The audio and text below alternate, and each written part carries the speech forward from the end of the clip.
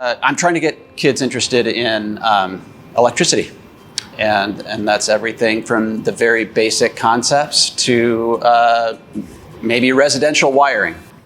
He helps us whenever we have a problem and helps us fix any wiring issues that we might have. So yeah, he's a great help in the classroom. Yes. He helps you without giving you the answer. He gives you enough help to where you understand what you're doing, but he doesn't do it for you. So it's a good mix.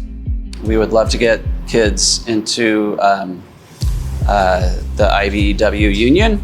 So getting them a pre-apprenticeship, so getting them really prepared to have a leg up in that program. We're really excited about renewable energy, so trying to get kids interested in hydro power and solar power and wind power, and then also factory automation, so with PLCs and if you see a video of Amazon's factory where they're taking boxes and robots moving around, all of those things have sensors and factory automation. So those are kind of 3 areas that we're going to be concentrating in. I've heard a lot of people tell me school doesn't teach us stuff out for the outside world. It's all just math and reading and writing. But these classes are exactly what people have been needing for years now. This is the stuff that you're going to be learning in the outside world, and now we finally have it as a class.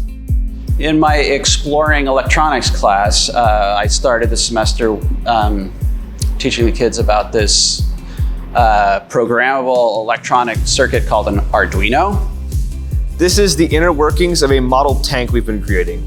So for the past month or so, we've been working on Arduino projects, and Ethan's done most of the wiring inside the tank. I did the controller. Unfortunately, we don't have a 3D printed model for the tank yet, but once it's done, it should be a fully functional remote control tank. we're mostly learning how to wire up the controller and the different smaller components. Yeah, smaller components. We also learned how to work a H-bridge, which is basically a component where you can reverse the direction of these motors independently from each other. So then we can turn the tank in either direction.